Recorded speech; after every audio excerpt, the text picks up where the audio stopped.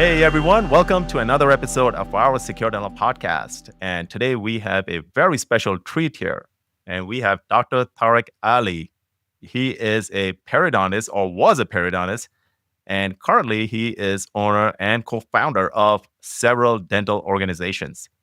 So without me stealing any of the thunder from him, I will let him introduce and give a brief background about where he came from, what is he doing, and the whole nine yard in between. So Dr. Ali, go ahead. The floor is yours. Well, good morning, good afternoon, or good evening, wherever you are. First of all, I am very grateful to be on your lovely and insightful podcast. Thank you so much for spending time with me today. My name is Tarek Aly, and I used to be a periodontist in a previous life. And then I went to rehab and recovered. Oh, I'm joking. I enjoyed the dental world. It started with my parents wanting me to be a doctor like them. And if you know anything about Egyptian parents, you don't negotiate with them. They say you got to be a doctor, and you say, "Aye, aye, Captain. I will be a doctor." And then later, I really fell in love with the profession. It's such an amazing profession. You make a difference in people's lives every day. I wasn't a big fan of the clinical world. I was more in love with the marriage between the business and the clinical, how to make an impact in so many people's lives and not just the patients you see every day.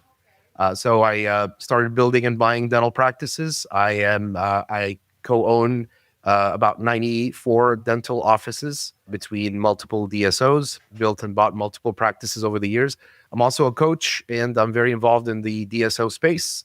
You'll see some of my work out there, and I'm very grateful to be here with you guys. I love it. So when did this dental journey of yours start? Let's take us back in time when, before pre-dental school. Yeah, so it started actually in Egypt. I grew up in Egypt, Nice. and I went to dental school in Egypt, and I realized how much of a difference we actually do as dentists in people's lives. It's not just a healthy smile. It's a lot more than that. And that difference, what you make in people's lives, have really impacted me to a deeper core, which I made it a mission to impact as many lives as I can possibly can. And that's where the dental journey started. Got it. So you were a dentist in Egypt then before you came here, correct? That's right. Yes, I was a dentist in Egypt first, and then I came here. And after I've done my board exams and all the fun stuff, I started the business journey after an MBA and a CVA and a bunch of useless business degrees. They're not useless. I'm joking. I love that marriage between business and dentistry. It was such a lovely journey. So you came here and then you went to dental school again, correct?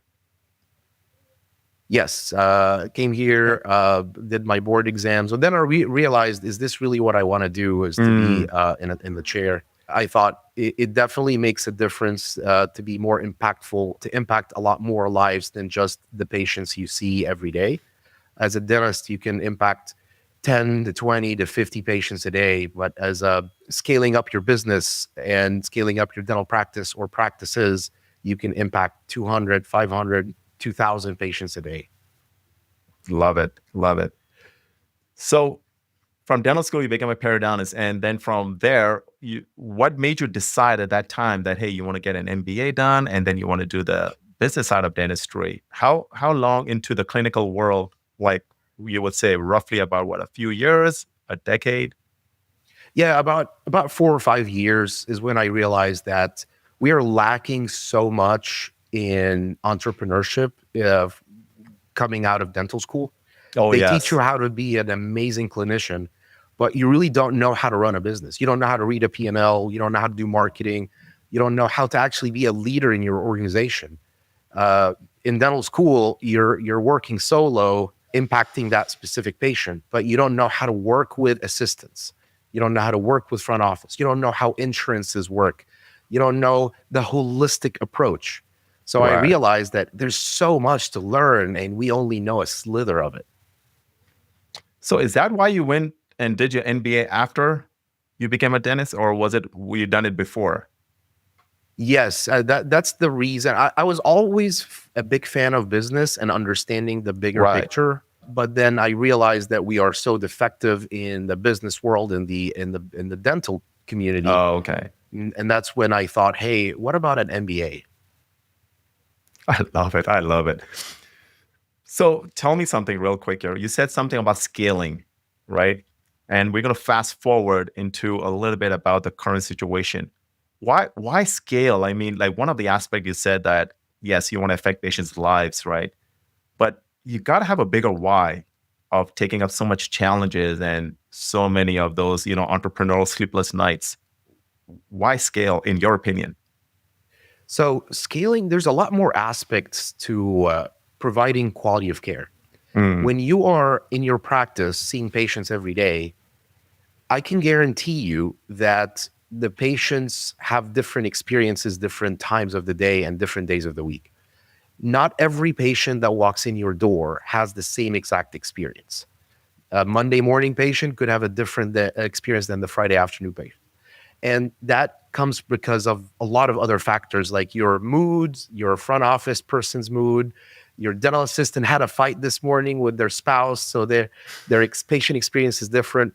So how to create consistent patient experience on a scale for every single patient. You treat every patient like they're president of this country. You treat every love it. single patient like your parents or your family members that are coming, and you want them to feel proud of you, the work that you're doing. So you treat every patient like extreme VIP. How to create that experience on a bigger version Right. for every patient? That's what scaling is about. And what is a mindset behind it? Like when you are doing something like that, the task is so big at hand that it really becomes almost people think in their minds like, hey, it's so impossible. I can do it in a single practice, but how do I replicate into 94 practices? It's definitely hard. I'm sure you've heard the term standard of care. Well, big newsflash: standard of care is never standard. There's always these discrepancies. Do you know that 150,000 Americans die each year in surgeries? And do you know that 75,000 of them, 50% of them, die because of avoidable human errors? Things like someone didn't wash their hands properly, or they brought the wrong blood type, or they didn't do an allergy test before. So we think we do the same. That's why we have checklists and systems and processes. Okay. And that's why industries like aviation and construction have a very, very high accuracy rate, because they have standardization. So it is hard, but it's doable. We can learn from other industries. And I can guarantee you today, if you do mystery shopping and go to any dental office, not just one location or 5 or 15 or 20, even in just one small practice, standard of Mm. care is not standard. And we have to work constantly, day in, day out, to standardize that care. You said you're a pilot too, right? Yes, I fly, and I love aviation. It's a miracle in our time. Who would know better than you what a checklist would be, correct? I love checklists. I have checklists for everything. Yes. No, I love it. I love it. So in terms of mindset, now I want to get a little bit deeper in your head. When you're managing these practices, number one, like a lot of people ask is, when they're coming out of dental school, they're like, hey, I want to open up a DSO. And I want to do like how the DSOs are doing. I want to own multiple practices. What's your experience and your take for guys like these that, who just want to rush out of school and just get into dentistry and not having anything in terms of business, right? And they just want to open up practices. What is a mindset behind you that what you did in your experience, and what would you tell for a younger generation that wants to come out and do the same thing? Well, first of all, we have to celebrate that ambition. A Okay. lot of times I see leaders in the community putting down these thoughts and saying, hey, you can't do it, or it's hard, or it's doable. The Hmm. ambition is admirable. Let's keep that fire going. Love it. First step is the mindset. Then second is, it's okay to realize that we are defective. A lot of times I look in the mirror and I say, you suck. And it's okay to suck. It's fine. We don't have to know everything. We definitely don't know everything, and it's okay to suck. But what's not okay It's to keep sucking and to not improve, right? So Mm, step one, the mindset, let's have that ambitious, optimistic, I can do attitude. Step two is it's okay to realize we are defective. There are so many things we don't know that we need to know. And then let's say you want to start a DSO or you want to start a business. The first ever step you need to do is the mission, the strategy, the mission, vision, core values, objectives, and goals. That's the first step. Why love do it. you want to do this? How are you going to do this? What's your core values? What are your objectives? Objectives can be like, hey, I want to be the best employer in town, or I want to see that many specialties, or I want to serve this many patients, or I want to have $10 million when by the time I turn this old. So let's set this clear. And I know it sounds cliche and everybody talks about, oh, you got to have your mission. It is very essential and a key component. Step one, mission, vision, core values, objectives, and goals. Step two, well, you got to have the how to do that, right? So we have to create processes and systems. What am I going to do? What's the patient experience going to look like? Do you have a patient Mm, experience checklist? When a patient walks in the door, do you have a checklist that tells you exactly what you're going to be doing? Do you have a team member checklist for every single team member uh, to tell them what to do? Do you have your KPIs and all the metrics to assess the health of your systems and processes? Step three, build a strong team. You're not alone. We're never going to do everything. You have to have a strong team, even stronger than you are. A good leader has a stronger team than even themselves. love it.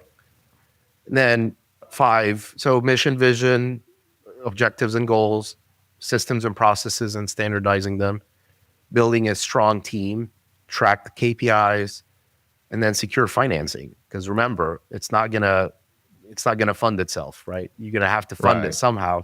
It's not we don't live in a dream world. We live in reality. And if you don't have the money to fund it, well, guess what? It's just gonna be an idea in your head, and you'll live and die with that idea without it being materialized. So for funding, what is the best strategy? Like there are so many avenues out there, right? And number one, everybody picks bank debt first and foremost. Would you ever decide into doing like a fundraising or maybe capital raising or something along those lines where you get like some equity firm involved, or would you just strictly stick with friends and family and banks? So there's no right or wrong answer here. The answer, it depends. So if let's say you and I are going to start a DSO together. Mm-hmm. If the mission is to have 10 locations with 5 different specialties in 2 different states, we're going to approach funding completely different than if we're going to do one location, let it grow and prosper, and then build a second location or buy it and let it grow and prosper and so forth. You can do self-funding, you could do bank funding, you can do private equity. All that depends on the mission. For first timers, those who are starting fresh, work for a few years as an associate, build some cash reserves, learn the know-how, work on your mission and all the systems and KPIs, and then you can go to the bank and they will gladly lend you based on your debt to income Mm. ratio and all that fun stuff, your covenants. How is one practice versus like having a mindset of opening up multiple practices, and why different? Yeah, so it has to do with your mission. So for me, for example, I wanted to have the highest amount of impact on so many communities in the lowest possible time. I've realized in some cases we had patients that didn't even have shoes and they barely had enough means to come to the practice. And in other cases, they were in high end communities where they can afford all the treatment. So Mm. I realized that if I'm going to make an impact, I really needed the scale or the volume. That was my mission. The mission is let's impact as many people as we possibly can. Others are different. Some of my friends are more on the higher end stuff. They want to do the big cases, the implants and all that. Some are more of the transformational thing. I want to take patients from zero to hero. So it depends. For scale, to answer your question, I think the most important piece here is once you define the mission and how you're going to do this, how are you going to fund it makes a big difference. So now you may need to go to a private lending, finding a private equity group or whatever it is, private money, because they will be less inclined to be sticklers with your covenants and more believing in your mission. It's kind of Selling like a dream, investing. kind of, right? That's right. Yes. They believe in your dream. So they would be more inclined to take the risk with you. Love it. So as we start our journey, we are first entrepreneurs. We put everything on a line. We spend our last dollar, right? We have those sleepless nights. Then we transition to becoming an operator where we are the ones who's treating patients clinically and we are on the chair. If we're not on the chair, we are not making any cash flow. And then from there, I kind of think about it this way, like from there, then you would transition to becoming owners, where now we have associates working and then we become owners, right? And from there, I think another transition after that would be becoming investors and being completely out of it. So with your expertise, is there like a goal or a timeline where one needs to proceed in order to scale? Because many of our dentists, we get stuck into the operational area and we never seem to get out of it, right? And we are always trying to micromanage every single thing. So in order for us to scale, there's no way we can be on the chair and managing and doing the whole thing. How would you differentiate that and how would you set it aside, like with people and processes? What would you do? Yeah. So, going back to the mission, if my mission is to actually get off the chair and be a CEO of the DSO, then there's a path to that. And that path, believe it or not, is well defined. We just have obstacles towards it, but it's well defined. Let's say my mission is to have 5 locations within a 2-hour radius to serve 3 different specialties, certain patient demographic, certain PPO to cash mix. I have it clear in my head. First, I work as a dentist.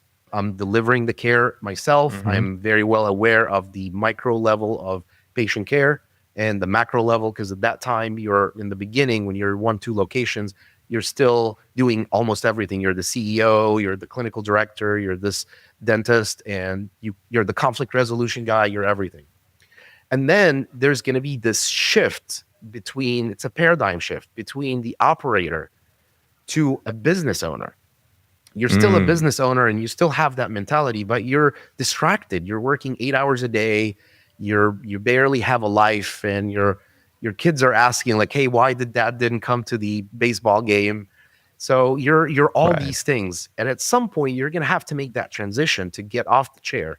And the reason they're the biggest obstacle to getting off the chair is financial. Most dentists are high income earners. They make good money being on the chair. So to get off the chair, now they go from making X from being a dentist to making Y being a business owner, which is 10 to 20% profit from the office. So there's this drop financially. And that's the biggest reason why most dentists don't get off the chair. And believe it or not, there's a program or there's a path to get you off the chair slowly without necessarily impacting your financial well-being. And that's where I think you say like scaling comes in, that you got to scale at that time. If the business is making profits and it's healthy and it's growing, there's going to be a little bit of a dip, but it's not going to be that big of a dip if it's running well. And now you can be a true CEO. Let me share something real quick about my journey for the fact of learning about success. I didn't understand what success means, because coming from Egypt in the Eastern world to the Western world, whenever you ask someone in America what constitutes success, why do you think this person is successful? Immediately they're going to start thinking about financial stuff, like, cars, houses, whatever it is, right? Because I think that's the typically how people perceive success. What I realized is, from observing different cultures, there is 6 factors to life success. There's family life, there's love life, there's health and fitness, mental and physical. There is social life, spiritual life, whether you believe in something or you don't, whether you practice religion or you don't. And there's reasonable financial prosperity. and each one of these have KPIs. So we focus a lot on the material financial success and think this is it, but we're disregarding, All your the others. exactly, your kids are not going to be 5 anymore. Your wife is not going to wait on you to have that date while you're finishing up with patients, and your friends that are always inviting you to stuff are going to stop inviting you to stuff because you never show up. They call you and you never show up. So you're like, you know what? I'm not going to call you anymore. So factoring all that, you're going to realize, hey, I really need to get off the chair sooner. It's okay if I take a little bit of a financial dip, but I'm going to get off the chair, scare my business, and I will have a better holistic life that I can call success. So with the multiple dentists that you consulted in the past, what is there a certain kind of personality that they will do that, or is it something? Is there a trend, or is there like a process that anybody can do? What I noticed, those who are clear on the mission and have the willingness to pursue it are the ones typically that reach that goal easier. So studies have shown that those who have a goal tend to get closer to it than those who don't. So let's say someone wants to lose weight or want to run a marathon or whatever it is, those who have the goal set are closer to achieving it than others. So when somebody's starting off, should they always have like a location number in mind, or like an EBITDA number in mind, or like a revenue number in mind, or should they just start and see where it goes? What would be your take on it? Absolutely. It costs nothing to dream. It costs nothing to put a goal sheet together. It costs nothing to do a vision board. You can laugh at it in the beginning when you're like, oh no, I just graduated. How in the world am I going to have 10 locations? Yes, you can make fun of it. You can laugh at it, but that goal sheet you're going to look at 5 years from now and say, I am so glad I did this. I'm so glad I did this. You tend to overstate or over believe in your 1-year goals, and you tend to understate your 5-year goals. You're always going to crush your 5-year goals, but most likely you're going to not meet your 1-year goals. So be realistic, but also dream, and you will get closer than those who didn't. I love it. I love it. And I got a last question for you, right? It's about, a lot of people talk about work-life balance, right? And for me, it's always been like, as we are doing our offices, it's always about work-life priorities at that time. Like, what's more priority? So I know a lot of times, like you just mentioned, I've neglected my kids, I've neglected my friends, and it's hard, right? And as an entrepreneur, you're like always hustling and bustling. What's your take and what's your advice? So I created a spreadsheet with a checklist and KPIs. I love it. I called it factors for everything. Exactly. And I called it factors of life success. And I actually put these parameters in there. Family life, what does that look to me? How many times I see my parents? How many times I call my family? Love life. How many dates have you gone with your wife or partner without kids? How many gifts have you given them? When you look at others, like social life, I have a chess club chess group, aviation group, kayaking group, what I call the deep thinking group or the investor group. So do you prosper and nourish these relationships? And the reasonable financial prosperity, which is how much am I making passive income? How much am I making active income? What's my borrowing power? What's my net worth? And I put the current status versus the ideal case scenario, and with steps how to get there. That was the way I did it. I'm not saying that I highly recommend this to everybody, but it worked for me. I got to give it to you. I mean, you're like co-founder and owning so many different practices. Then you have consulting business, and you're a dad with triplets. I mean, it's like when I think about it, I'm like, hey, man, I want to grow up just to be like him. Well, my triplets are for sale. Buy one, get two free. Free shipping. I have a checklist at home with KPIs and everything. No, exactly. So what kind of service do you provide as a DSO consultant? So one of my businesses is a consulting business. So we, with Charles Moser, we have this group called the Dental Science Alliance, and it's basically multiple coaches, 20 coaches in multiple disciplines of dentistry. So with a subscription based, Is that launched now? it is launched, yes, and it's active. And we have, by the way, we have 100% retention rate. So all of our clients are, stayed and are happy.